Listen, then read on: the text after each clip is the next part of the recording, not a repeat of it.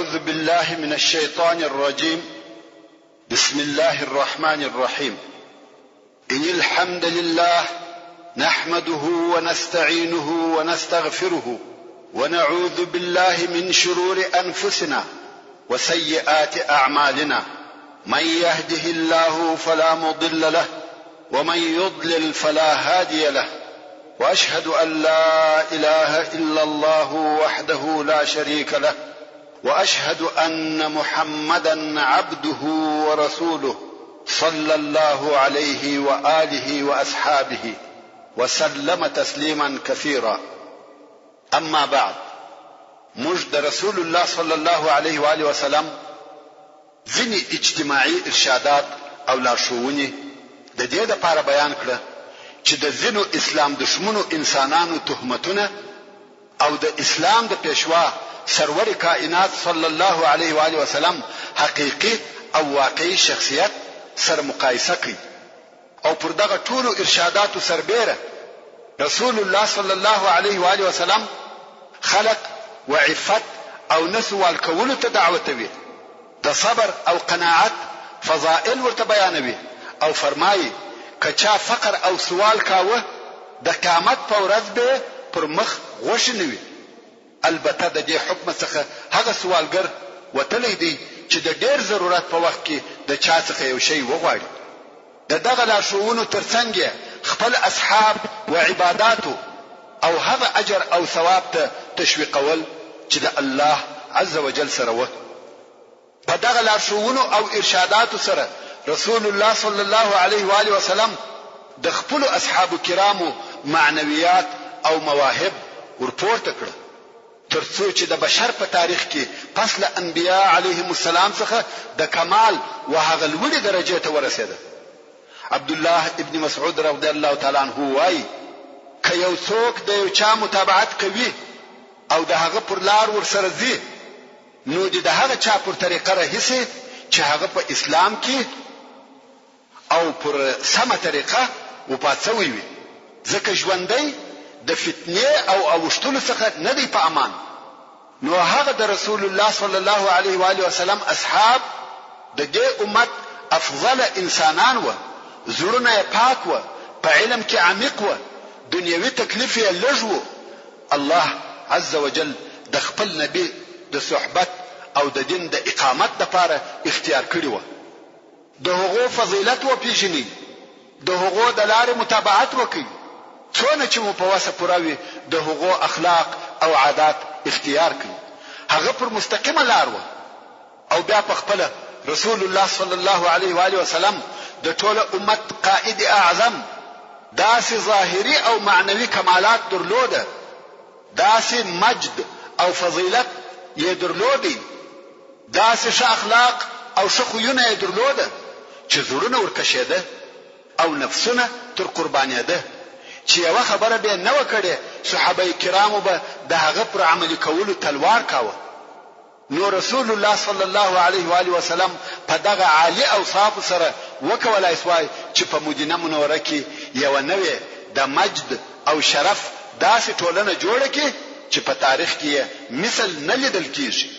او دغه ټولنې د مشاکلو د لری کولو لپاره داسې حل پیدا کړي چې یو انسان پر راحت سره ژوند پکښ وکړي.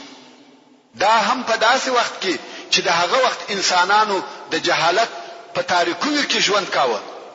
خو په دغه لارښوونو او په دغه لوړو معنویاتو د دغه نوې ټولنې عنصرونه پوره سوه، او د وخت د ټولو مشاکلو په مخ کې ودرېده. د ورځو او تاریخ مخ یې وسد لارې ته واړاوه. ورونو، پس له هغه څخه چې رسول الله صلی الله علیه و آله وسلم په مدینه منوره کې د نوې اسلامي ټولنې اساس ټینګ او مضبوط کړي، د مسلمانانو په مابین کې عقیدوي، سیاسي او نظامی وحدت راوستي، نو یې دا بهتره ولیده چې د غیر مسلمانو سره هم منظم علاقات ولري،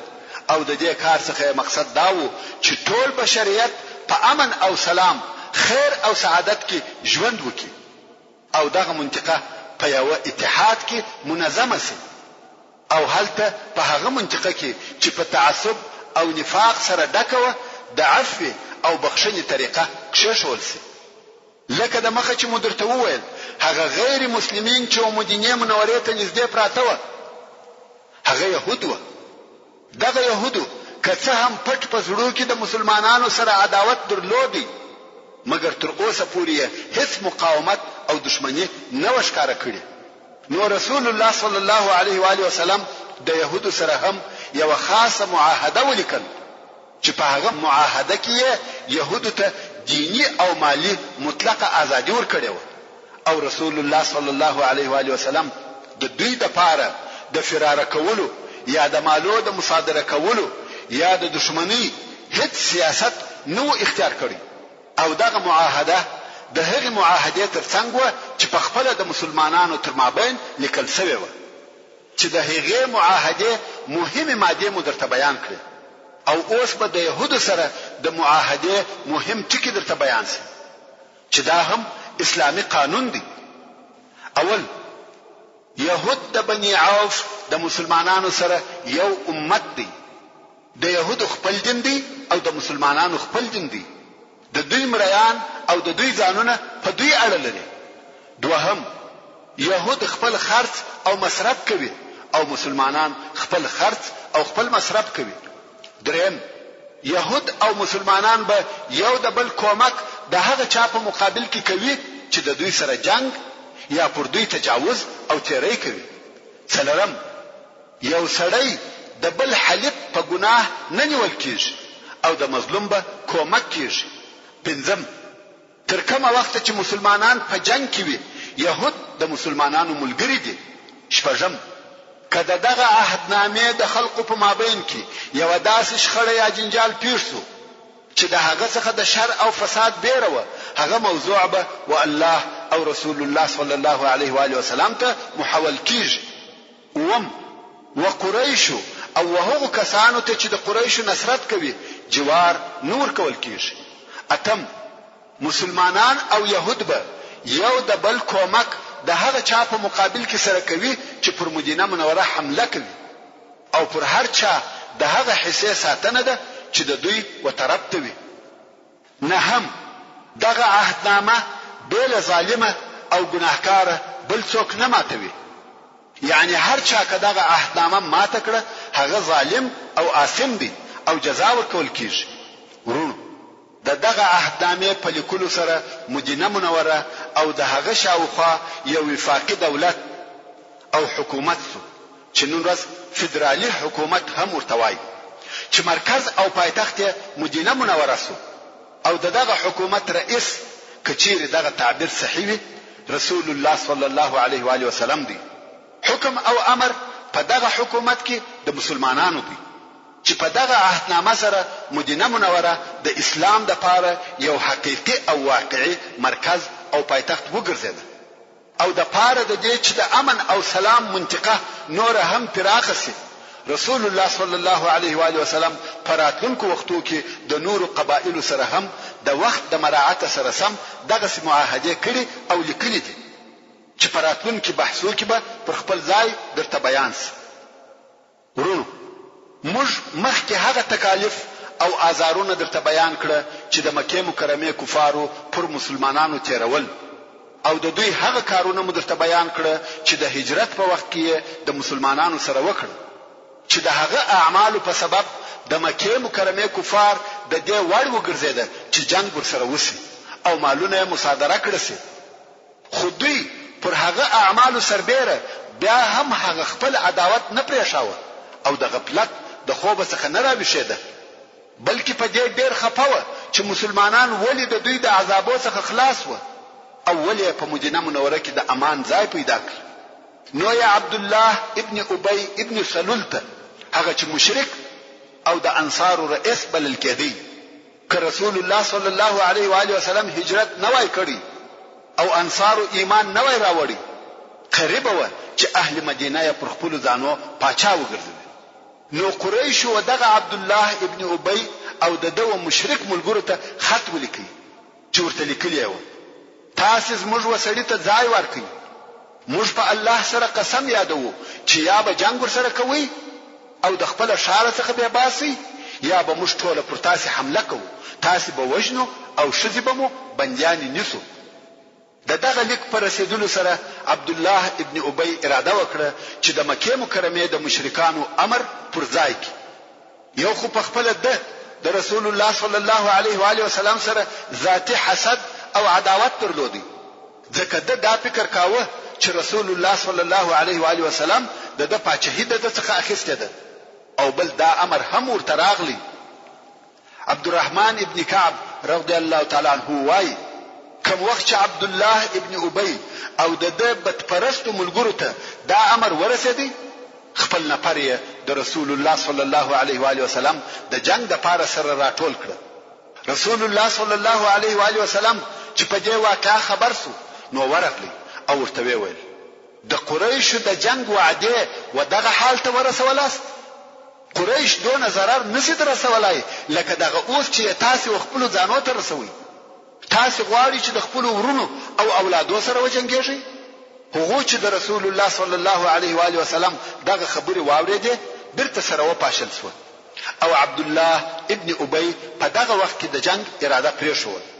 خدا معلومه خبره و چې عبد الله همیشه د قریشو طرفدار و. هر وخت چې به دا موقع په لاس ورغله چې مسلمانان او مشرکان په جنگ سره اخته کې د خپل ټول کوششونه کول، او په دغه کار کې يهودو هم د کومک کاوه. مګر هلته د حکیم نبی صلی الله علیه و آله وسلم حکمتونه و چې د دوی د شر او شیطانت اورونه هر وخت په پوره حکمت سره وروجل. په دغه وختو کې سعد ابن معاذ رضی الله تعالی عنہ د عمره د ادا کولو د پاره مکه مکرمه ته ولاړ، او هلته د پخوانی شناخت او تعلق په سبب د امیه ابن خلف کور ته ورغلی، او بیا یې امیه ته وویل زما د پاره داسې فارغه وخت وګوره چې زه پر کعبه شریفه طواف وکم. امیه هم د څاښت په وخت کې د طواف د پاره راوېستی. په لار کې ابو جهل په مخ ورغلی. ابو جهل ویل یا ابا صفوان دغه څوک در سره دی؟ ویل دا سعد دی. ابو جهل و سعد رضی الله تعالی عنہ ته ویل ګمان نکوم چې په امن سره دې پر کعبه طواف وکې، ځکه تاسو هغه د دینه وټولو خلقو ته ځای ورکړی دی، او تاسو دا عزم کړی دی چې د هغو نصرت او کومک وکړي. په والله کداغه صفوان نه وای در سره خپل کور ته به سالم نه وای تللی. سعد ابن معاذ رضی الله تعالی عنہ په لوړ आवाज ورته ویل په والله کته ما دغه څخه منع کې زبتا د داسې شي څخه منع کم چې هغه وتا ته تر دغه سخت تمامېږي. ستا تجارتي لار پر اهل مدینه ده. ورونو د مکه مکرمه کافر قریشو یوازې په دې سره کفایت ونه کوي چې د مدینه منوره و مشرکانو او منافقینو ته لیکونه ولېږي، بلکې و مهاجر مسلمانانو ته هم حال ولېږي چې تاسو په دې مخه تاوځي چې و یثرب ته ولاړاست او زموږ څخه خلاص واست. موږ به هلته پسې درسو او د خپل کورو په مابین کې به مو نیست او نابود کو. دا خبرې یوازې تهدیدونه او وعده نه وي، بلکې رسول الله صلی الله علیه و آله وسلم ته د قریشو د خیانت او د شر د اراده حالات ورمعلوم و. نو ځکه رسول الله صلی الله علیه و آله وسلم او مسلمانانو به شپې په بیداری او پیرو تیرولې. امام مسلم د حضرت عائشه رضی الله تعالی عنها څخه روایت کوي چې وایي د مدینه منورې په اول شپو کې به رسول الله صلی الله علیه و آله وسلم د شپې ویښ. یو شپه یې و فرمایل کشک زما د اصحابو څخه یو صالح سړی نن شپه پر ما پیرا وکي. وایي موږ دالته سره ناست وو چې د اسلحې شرنګي مو واورېدی. رسول الله صلی الله علیه و آله وسلم ویل څوک یې؟ هغه ویل سعد ابن ابي وقاص. رسول الله صلی الله علیه و آله وسلم ورته ویل د چشته لپاره راغله؟ ویل زما په زړه کې پر رسول الله صلی الله علیه و آله وسلم بیره راولويده، راغلم چې پیرا پر وکم. رسول الله صلی الله علیه و آله وسلم دعا ورته وکړه او بیا د دسو. ورونو دا څنګه چې دغه پیرې ځینې شپې وي او ځینې نه وي، بلکې دا د رسول الله صلی الله علیه و آله وسلم او مسلمانانو د پاره همیشنی او پرلپسې کار و. د حضرت عائشه رضی الله تعالی عنها څخه روایت دی چې پر رسول الله صلی الله علیه و آله وسلم د شپې پیرې کېدلې ترڅو چې د الله عز وجل دا قول نازل سو والله يعصمك من الناس. الله عزوجل دې د خلقو څخه ساتي. نو رسول الله صلی الله علیه و آله وسلم د هغه خپل کوټې څخه سر راوېستی او یې فرمایل: اے خلقو زما څخه ولاړ شئ، الله عزوجل زه وساتله. د مکې مکرمه د مشرکانو د طرفه خطر یوازې رسول الله صلی الله علیه و آله وسلم ته نو متوجه، بلکې ټول مسلمانان په خطر کې وو. د ابی ابن کعب رضی الله تعالی عنہ څخه روایت دی، وایي کوم وخت چې رسول الله صلی الله علیه و آله وسلم او د اصحاب مدینه منوره ته راغله او انصار ځای ورکړي، ټول عربو د یو قوس څخه وشتل، یعنی ټول یو قسم دشمنان وو. نو ځکه مسلمانانو شپه به اسلحه نه تیرول او د ورځې به له اسلحه نه ګرځیدل، یعنی د شپې او ورځې به اسلحه ورسره وو. دغه خطرناکو حالاتو په جریان کې کم چې په مدینه منوره کې د مسلمانانو وجود په خطر کې اچولې وو او د قریشو پر دغه حال یې دلالت کاوه چې دوی هیڅ کله د غفلت د خوب څخه نه راویښیږي او د خپل سرکشوي څخه لاس نه اخلي. الله عزوجل و مسلمانانو ته په جنگ کولو سره اجازه ورکړه. دا فقط اجازه و، د جهاد فرضیت نو. الله عزوجل د سورة الحج په 19 نمبر آیات کې فرمایي: اذن للذین یقاتلون بانهم ظلموا وان الله على نصرهم لقدیر. یعنی حکم او اجازه د جنگ هغو کسانو ته ورکول شوی ده چې د دوی سره د کفارو د طرفه جنگ کیږي. دا هم په دې سبب چې پر دوی ظلم کیږي او بهشکه چې الله عزوجل د دوی پر نصرت او کومک قادر دی. کوم وخت چې دغه د جنگ کولو اجازه نازله شوه، په دغه وختو کې چې مسلمانانو ته یوازنی لوی او سرکش قوت متوجه وو، هغه د قریش قوت وو. نو حکمت دا وو چې مسلمانان خپل سیطره او تسلط پر هغه لارو قائم کی کم چې هغه د مکه مکرمه څخه و شام ته د قریشو د تجارت لار و. او رسول الله صلی الله علیه و آله وسلم د دغه لارې د سیطرې لپاره دوه کار یا دوه نقشې عملي کړې. اول دا چې رسول الله صلی الله علیه و آله وسلم د هغه قبیلو سره چې دغه لارې پر شاوخوا پرتې وي یا د مدینه منورې څخه تر دغه لارې پورې پرتې وي د حلف یا یو پر بل د نه تجاوز کولو معاهده ولیکلې، لکه څنګه چې د يهودو سره د مخه معاهده لیکل شوی و. د غرنګ د تجاوز نه کولو معاهده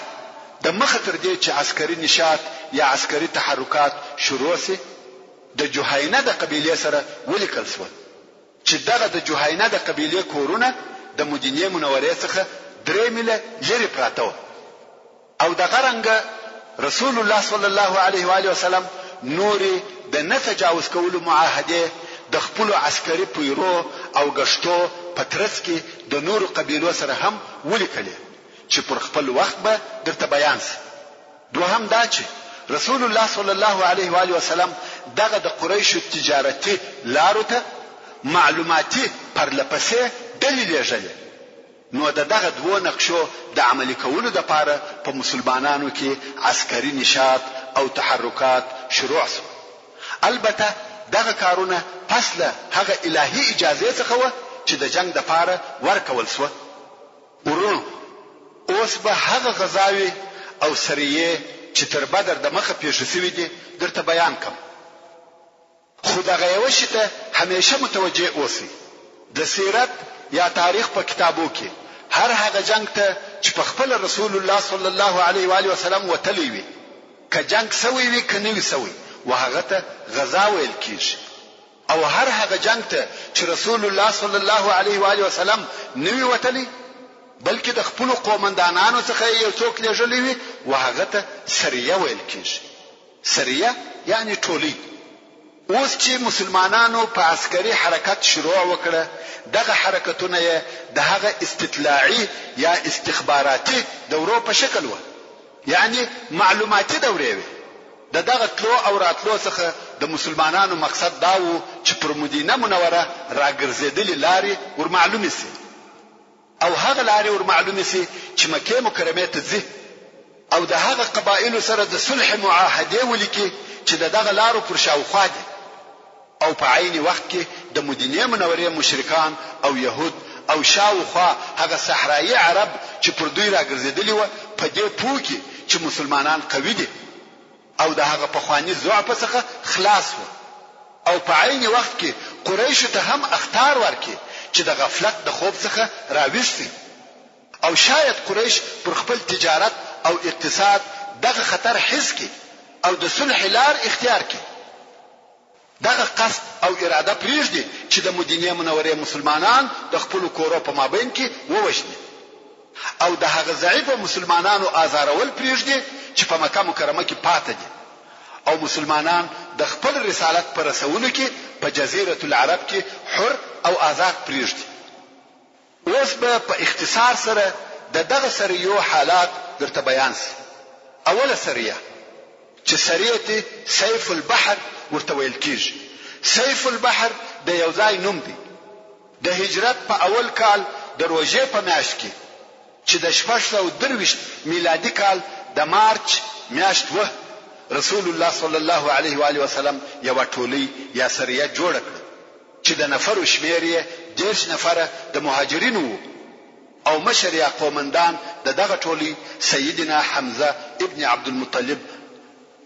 رضی الله تعالی عنه د رسول الله صلی الله علیه و آله وسلم اکاو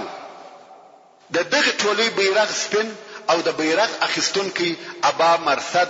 ابن کناز ابن حسین الغنوی وو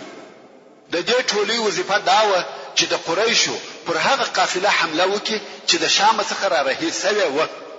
او 300 نفر ورسره دي دغه قافله مشر ابو جهل و دا هغه اوله ټولي ده چې په اسلام کې جوړیږي حمزه رضی الله تعالی عنه د 10 نفر مهاجرینو سره د قافله و طرف ته رهیسو او هلته د سیف البحر په منطقه کې د قافله سره مخامخ شو دواړه طرفه مخ په مخ د جنگ لپاره سره ودرېدل دا ممکنه و چې د قافله د خلقو او مسلمانانو په مابین کې جنگ پیښ شي مګر مجدي ابن عمر الجهني چې د دواړو طرفو حلیف وو د قافله او د مسلمانانو د ټولي په مابین کې خپل قوم ودراوه ول زه نه غواړم چې زموږ په مځکه او منطقه کې جنگ پیښ شي او قافله ته د تیرېدو اجازه ورکړه نو د حمزه رضی الله تعالی عنه ټولي څه ونه کړ ځکه حمزه رضی الله تعالی عنه یوازې په دې سره امر کړ سوی وو چې قافله را وګرځوي دا اجازه نه ورکول سوی چې د بل چا سره جنگ وکړي او بل دغه مجدي د مسلمانانو حلیف هم وو یعنی د ده او د مسلمانانو په مابین کې د نه تعرض معاهده هم وو نو دغه مجدي ابن عمر په واسطه د قریش قافله صحیح سالمه ولاړ ورونو دا واقعا د هجرت په اول کال د روژې په میاشت کې و نو د جهاد اجازه د هجرت په اول کال کې شوې ده او اوله واقعا د روژې په میاشت کې و نو دغه څخه مشتداره معلومه شوه چې د روژې میاشت د راحت او تنبلي خوب او خوراک میاشت نه ده بلکې د روژې میاشت د زحمت او طاعت جهاد او عبادت میاشت ده او پراتلونکو بحثو کې به تاسو ووینئ چې د اسلام لوی واقعې او فتوحات پروژه کې پیښ شوې دي حتی د اسلام اوله ټولي او اول بیرغ د روژې په میاشت کې و دوهمه سریه چې سریه رابغ ورته ویل کیږي رابغ د یو ځای نوم دی دغه ټولي لېږل د هجرت د اول کال د شوال په میاشت کې و روژه 13 و د شوال په میاشت کې رسول الله صلی الله علیه و آله وسلم یو بل ټولي د عبیده ابن الحارث ابن عبد المطلب په مشرۍ جوړ کړ چې دغه عبیده د رسول الله صلی الله علیه و آله وسلم د اکا زوی و ورون رسول الله صلی الله علیه و آله وسلم دغه ټولي مسؤلیت او مشرتوب د خپل اقرباو پر غاړه ورواچاوه یا ور اچاوه ځکه د رسول الله صلی الله علیه و آله وسلم جنگ د قریش سره وو نو یو غوښته چې د مسلمانانو د ټولي قومندانان هم قریش وي بل چاته دغه مشرتوب نور کاوه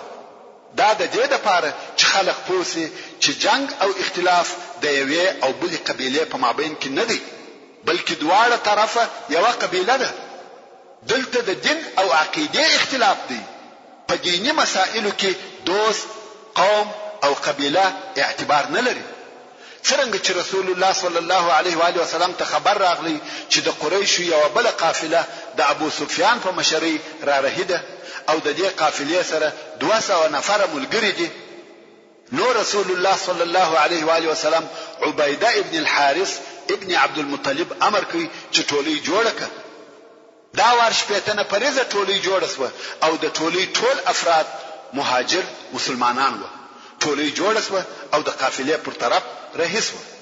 دغه ټولي بیرغ سپین او د بیرغ اخیستونکو مستح ابن اساسه ابن مطلب ابن عبد مناف. څنګه چې ابو سفیان د مخله دغه حمله د پاره ځان آماده کړی وو، نو وې کولای سوای چې د مسلمانانو څخه قافله خلاص کړي. او هغه په دې ډول سره ابو سفیان د قافلې د تیرېدو د لارې په مخ کې غشي وشتونکو کښنولې و او د غشو وشتونکو وشاته د قافلې لار و. نو غشو وشتونکو په د مسلمانانو پر ټولي د غشو وارونه کول او مسلمانان د غشو په سبب نسوای ور د مخه کېدلای او هلته تر شا قافله تیر شو. په دغه طریقه سره قافله د مسلمانانو د حمله څخه خلاص شو. نو د مسلمانانو او کفارو په مابین کې په غشو وشتل وسوه، مګر نور جنگ نسو پیښ. خو په دغه سریه کې د مکه مکرمه د کفارو د ډلې څخه 2 نفر د مسلمانانو سره ملګری شو، چې دغه 2 نفر څخه یو نفر مقداد ابن عمرو البحراني وو او بل عتبه ابن غزوان المازني وو، چې دوی اصلا مسلمانان وو او د کفارو په قافله کې هم دغه مقصد د پاره ورسره راوتلی وو چې مسلمانانو ته ځان ورسوي. درېمه سریه چې سریه الخرار ورته ویل کیږي. خرار و جحفه ته نږدې د یو ځای نوم دی. د هجرت په اول کال د ذوالقعده په میاشت کې رسول الله صلی الله علیه و آله وسلم یو شل نفریزه ټولي جوړ کړ چې دا ټولي هم ټول مهاجرین و. د ټولي مشر او قومندان سعد ابن ابي وقاص رضی الله تعالی عنه. دغه ټولي بیرغ سپین او اخستونکو مقداد ابن عمرو رضی الله تعالی عنه. دا ټولي هم د قریشو و یوې قافلې ته ولېږل شو او ټولي ته وویل شو چې تر خرار به نه تیریږي. دغه ټولي پر پښو او پیاده ورهیس و. د ورځې په پټېده او د شپې به تک کاوه. د پنځشنبه په ورځ و خرار ته ورسېده. ویلې د چې قافله پرون لا تیر شوې ده، نو په دې وار کې هم جنگ نسو پیښ. په دغه وختو کې د مکه مکرمه څخه خبر راغلی چې د قریشو یو لوی سردار او د مکه مکرمه ډېر لوی مشر او د رسول الله صلی الله علیه و آله وسلم لوی دشمن ولید ابن المغیره مرس، چې دغه ولید د خالد ابن ولید پلار و. نو ولید نه د بدر په جنگ کې ګډون کړی دی نه په نورو جنگو کې، ځکه دی تر دغه جنگو د مخه مرسو. د ابوا یا ودان غزا دغه درو ټولو تر لېږلو وروسته د هجرت په 2م کال کې د سفر په میاشت کې رسول الله صلی الله علیه و آله وسلم په خپل په یو غزا ووتی او دغه غزا ته غزوه الابوا یا غزوه الودان ویل کیږي. ودان د مکه مکرمه او مدینه منوره په مابین کې د یو ځای نوم دی او ابوا و ودان ته نږدې د بل ځای نوم دی. نو دا د رسول الله صلی الله علیه و آله وسلم اوله غزا ده چې د هجرت په 2م کال د سفر په میاشت کې و. تاسو ته معلومه ده چې تر دغه غزا د مخه د سعد ابن ابي وقاص ټولي و چې هغه د هجرت د اول کال د شوال په میاشت کې و. څنګه چې تر شوال وروسته ذوالقعده داخله شو او هغه د حرام میاشتو څخه و، نور نو جنگ پاتې شو. ذوالقعده، ذوالحجه او محرم درې سره هغه میاشتې وي چې جنگ پکې منع او حرام و. نو ځکه په دغه درو میاشتو کې کومه غزا یا سریه یا جنگ نه دی پیښ شوی. کوم وخت چې دغه درې حرام میاشتې تیر شوه او جنگ جائز شو، نو فورا رسول الله صلی الله علیه و آله وسلم په خپل د مهاجرینو څخه او یا نفریزه لشکر جوړ کړي، غواړي چې د قریشو پر یو قافله حمله وکړي ترڅو چې ودان ته ورسېږي. څنګه چې قافله د بني زمره د قبیله په منطقه کې و، دلته عمرو ابن مخشي الزمري چې د بني زمره د مشرانو څخه خپل قوم د قافلې او مسلمانانو په مابین کې ودراوه او قافله تیر شوه. دغه عمرو د رسول الله صلی الله علیه و آله وسلم څخه د دوستی او نه تجاوز د معاهده غوښتنه وکړه. رسول الله صلی الله علیه و آله وسلم هم دا د غوښتنه قبول کړه او داسې معاهده ورسره وکړه. دا د محمد رسول الله صلی الله علیه و آله وسلم د طرفه د بني زمره سره عهد دی چې دوی پر خپل مالو او ځانو په امان دي او موږ د هغه چا په مقابل کې د دوی کومک کوو چې پر دوی حمله وکړي به له هغه وخت څخه چې دوی د الله د دین سره وجنګیږي او که رسول الله صلی الله علیه و آله وسلم د دوی څخه کومک وغوښتي دوی به کومک کوي. په دغه غزا کې رسول الله صلی الله علیه و آله وسلم 15 ورځې تر مدینه منورې د باندې تیر کړې. دغه غزا بیرغ سپین او اخیستونکي حمزه رضی الله تعالی عنہ د بوات غزا د هجرت د دوهم کال د ربيع الاول په میاشت کې دوهم وار بیا په خپل رسول الله صلی الله علیه و آله وسلم په غزا ووتی چې دا د رسول الله صلی الله علیه و آله وسلم دوهمه غزا ده او غزوه البوات ورته ویل کیږي. بوات د جوهینه د غرو څخه یو غر دی چې د شام ولارې ته نږدې دی. دا وار د رسول الله صلی الله علیه و آله وسلم سره 200 نفر سپاره ور سره و چې په دغه وخت کې د مسلمانانو هغه لوی لشکر دغه او د دې غزا څخه بیا هم د قریشو یو قافله مقصد و چې 2500 اوشان پکښې و او دغه لوی قافلې سره فقط 100 نفر ساتونکي ملګری و. د دې قافلې مشر امیه ابن خلف الجمحي و مګر دا قافله هم د مسلمانانو د حمله څخه خلاص شوه ځکه قافلې ته مخکې لا خبر رسیدلی و او لار یې واړوله. قافله تیر شوه او جنگ نسو پیش. دغه اسلامي لشکر بیرغ سپین او د بیرغ اخیستونکي سعد ابن ابي وقاص رضی الله تعالی عنہ د صفوان غزا د هجرت د دوهم کال د ربيع الاول په میاشت کې کرز ابن جابر الفهري د مشرکانو د قواو په ملګرتیا په پټه د مدینه منورې پر اطرافو کم چې هلته د اهل مدینه باغونه و او حیوانات یې ګرځیده حمله وکړه. د باغو څخه خرماوي او میوه ورسره واخیسته او ځینې حیوانات یا مواشي ورسره بوتله او یو نفر د انصارو څخه چې په خپل کشت کې کار کاوه شهید کړي او دغه د کرز ابن جابر ډله بیرته وتښتېده. خو هلته چې او نارې جوړې شوې. رسول الله صلی الله علیه و آله وسلم دغه نارې واورېده فورا پر خپل آس سپور سو او هغه طرف ته رهیسو. اصحاب کرامو چې واورېده چې رسول الله صلی الله علیه و آله وسلم وهغه خواته ولاړ هر یو کوشش کوي چې ژر وهغه طرف ته رهیسي هر یو ځان تیاروي او رهي کیږي نو خود پاشلی او یو پر هغه طرف ورهیدي ځکه یو په واقعا خبريږي. په دغه حال کې د مسلمانانو او یا نفریز لشکر جوړ شو په کرز او د هغه په قواو پسې ورووتی. کرز چې تر شا پزان پسې نفر ولیده هغه خرماوي چې ورڅخه وي هغه غورځولې او غواړي چې ځان خلاص کړي او هغه اول نفر چې په د پسې دی او تعقیبوي هغه رسول الله صلی الله علیه و آله وسلم دی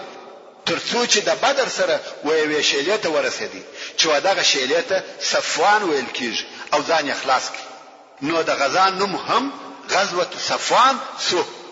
مګر د مسلمانانو لشکر په کرز پسې نور ورسېدي او بیل جنگ بیرته راوګرځېدي. دغه غزا ته د بدر اوله غزا هم ویل کیږي ځکه د بدر په منطقه کې و. په دغه غزا کې د مسلمانانو بیرغ سپین او اخیستونکي علي ابن ابي طالب رضی الله تعالی عنہ د ذل عشيره غزا. ذل عشيره د ينبوع و طرف ته د یوځای نوم دی.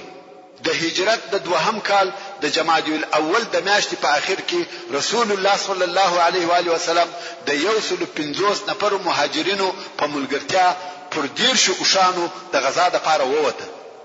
د دې غزا مقصد د قریشو پر یو قافله حمله و ځکه مسلمانانو ته خبر ورسېدی چې د مکه مکرمه څخه د قریشو یو لوی قافله راووته چې د ټولو قریشو مالونه پکښې دي او شام ته ځي. نو مسلمانانو غوښته چې پر دغه قافله حمله وکړي. مسلمانان چې وذل عشیره ته یا وذل عشیره ته ورسېده ویل د چې قافله څو ورځې مخکې تیر شوې ده او دا هغه قافله ده چې بیرته د شام څخه راتله او مسلمانان د حمله د پاره وروته او په نتیجه کې د بدر لو غزا پیښ شوه او په دغه غزا کې رسول الله صلی الله علیه و آله وسلم د بنی مدلج د قبیله او د هغو د حلفاو سره د نه تجاوز یا نه حمله کولو معاهده وکړه او رسول الله صلی الله علیه و آله وسلم په دغه منطقه کې د ډېرې بودې د پاره چې څوک وايي یو میاشت و پاتې دا د دې د پاره چې د مسلمانانو قوت قدرت او سلطه او خلق ته معلوم سي ځکه دا هغه منطقې دي چې مسلمانانو ته نږدې دي او دغه منطقو خلق د مسلمانانو قوت او طاقت ومني او دغه منطقې د قافلو لار ده په دغه غزا کې د مسلمانانو بیرغ سپین او اخیستونکو حمزه رضی الله تعالی عنہ محترم ورونو موږ تر دغه ځای پورې د مسلمانانو په عسکري او اطلاعاتي حرکتو کې په ترتیب سره اول د درو سره یو بیان درته وکي او بیا مو د رسول الله صلی الله علیه و آله وسلم د څلورو غزاو بیان درته وکي چې نه په سریو کې جنگ پیښ شوی دی نه په غزاو کې او اوس پر هغه ترتیب وسلرمي سریه تر ورسېدو سلرمه سریه چې سریه نخله ورته ویل کیږي نخله د طائف او مکه مکرمه په مابین کې د یو ځای نوم دی چې دا سریه د بدر تر غزا د مخه او د بدر تر غزا پورې دا اخیری ټولی یا سریه ده د هجرت په 12 کال د رجب په میاشت کې رسول الله صلی الله علیه و آله وسلم عبد الله ابن جحش الاسدی رضی الله تعالی عنہ د 12 نفر مهاجرینو سره او په بل روایت کې د 8 نفر سره ونخلته ولېږي چې پر 2 نفر یو اشترلودي او په نوبت پر سپریده په دغه ډله کې سعد ابن ابي وقاص رضی الله تعالی عنہ هم وو او رسول الله صلی الله علیه و آله وسلم ودغه عبد الله ابن جحش ته یو لیک ورکړي او ول دا لیک به تر هغه نه ګوري چې د 2 ورځو مزل دې نوي کړی دغه ټولي چې 2 ورځې لار ووهل بیا نو لیک خلاص کړي او وی وای په لیک کې د رسول الله صلی الله علیه و آله وسلم اوامر داسې نیوشته شوی و کوم وخت چې د زما لیک ووای نو د نخله و طرف ته چې د طائف او مکه مکرمه په مابین کې ده رهسه او هلته واړه د قریشو د قافلې انتظار کوه کوم قافله پیدا کړه او په وسمو پرسوه چې ټوله یا یو څه په غنیمت واخلي دا کار وکړي عبد الله ابن جحش رضی الله تعالی عنہ چې لیک ووایه نو یې ویل سمعا وطاعه یعنی ستا امر می واوریدي او اطاعت کوم لکه موږ چې وایو پر دواړو سترګو عبد الله ابن جحش رضی الله تعالی عنہ خپل ملګری په دغه امر خبر کړ او ویل زمو ودغه کار ته نه مجبور کوم کله چا شهادت خوش دی را سره ملګری دي او کې مرګ نه وي خوش بیرته دی وګرځي خو زه په خپل تلون کیم ورونو تاسو په هیڅ چې په صحابه کرامو کې هیڅوک داسې نه و چې د رسول الله صلی الله علیه و آله وسلم اطاعت ونکړي او شهادت یې نه وي خوش او دغه هم د دوی د کامیابی سبب وو نو ټول ورسره رهیس وو خو په لار کې د سعد ابن ابي وقاص او د عتبه ابن غزوان هغه اوش ورکسو چې دوی دواړه په شریکان وو دغه دوه د هغه خپل اوش په پیدا کولو پسې ولاړ او عبد الله ابن جحش په نخله کې واړو په دغه وخت کې د قریشو قافله راغله چې اوس کې څرمنې او نور تجارتي مالونه پکښ وو او د قافلې سره ملګری خلک دغه و اول عمرو ابن الحضرمي دوهم عثمان درهم نوفل د عبد الله ابن مغیره زامن عثمان او نوفل د عبد الله ابن مغیره زامن و او حکم ابن کیسان مسلمانانو مشوره سره وکړه چې نن د رجب اخیری ورځ ده او رجب د هغو میاشتو څخه دی چې جنگ او تجاوز پکې حرام دي که جنگ ورسره وکړو د حرامي میاشتې حرمت مو مات کړي او که نن شپه پریږدو قافله د حرم او منطقه ته داخليږي چې هلته هم جنگ حرام دی نو یې پر دې اتفاق سو چې جنگ ورسره کوو دا یو روایت او په بل روایت کې وایي چې د اصحاب کرامو دا خیال وو چې رجب وتلی او شعبان داخل شوی دی نو خود جنگ جائز او روا دی پر قافله حمله وکړه. د قافلې د نفرو څخه یو نفر چې عمرو بن الحضرمي وو په غشي وويشتي او ووجل شو. چې دغه نو اول مشرک سړی دی چې د مسلمانانو د طرفه وجل کیږي. څنګه چې قافلې آمادګي نه درلوده ورخطا شو او په تېښته شروع وکړه. مسلمانانو دوه نفر د کفارو څخه بندیان ونیول چې یو یې حکم ابن کیسان وو او بل یې عثمان وو او نوفل په تېښته ځان خلاص کړ.